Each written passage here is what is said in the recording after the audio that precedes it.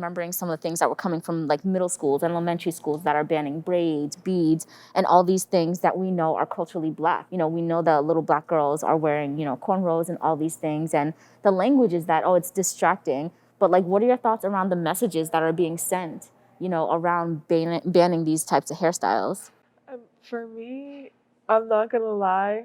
When I got to school, I would take my ponytails out and then put them back in before I got home. It just makes me feel isolated. Like it makes me feel like I'm the weird one because everyone else has their hair nice and down. Because at least I went to a Catholic school, so majority of the girls were white.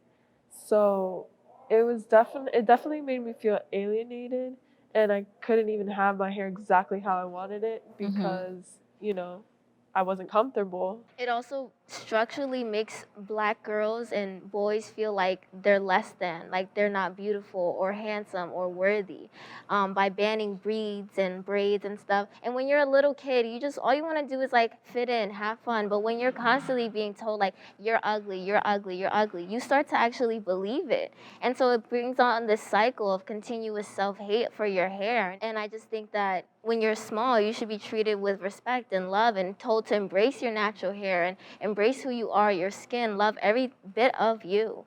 But that's not the truth of the matter. Yeah.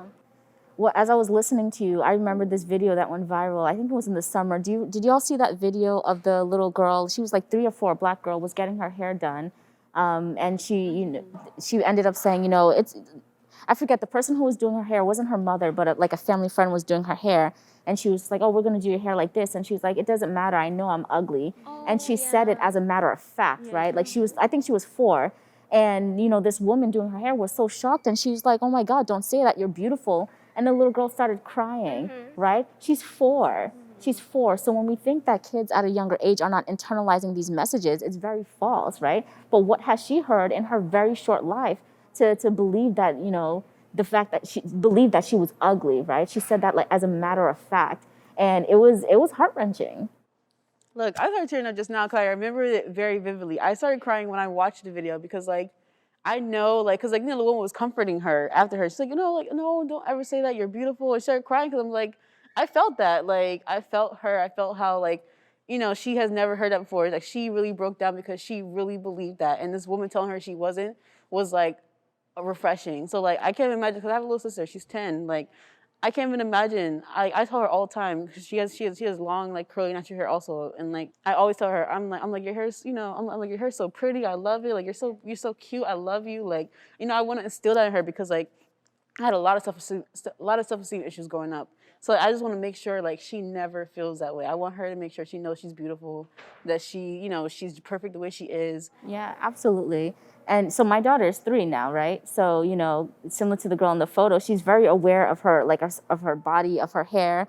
But it's really nice to see like what her experience like is, you know, with her hair. So she'll say things like, I want Moana hair, right? She loves the movie Moana and she sees her hair is like long and wavy. And I'm like, well, you have Zora hair, you know, and this is what your hair looks like. It's curly and it's fun and all these things. So lately she's gotten into the habit of when she says hi to someone, she wants to show them her hair. So we went for a walk yesterday and she saw this woman walking her dog, and the woman, you know, from across the street was like, oh, hi, you know, you're so cute. Zora took off her hat and she was like, look at my hair. And I was like, look at you. Yes. Look at you. And she was just standing there after the woman left. She's like, you see my hair? I like my hair.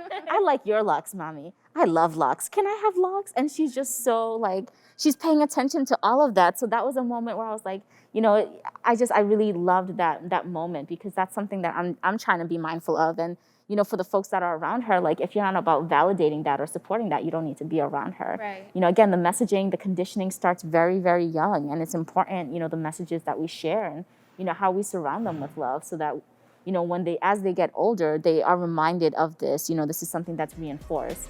We know that, you know, going through school, you know, especially in the United States, that they're gonna come up against these challenges regardless, but how about it not come up at home?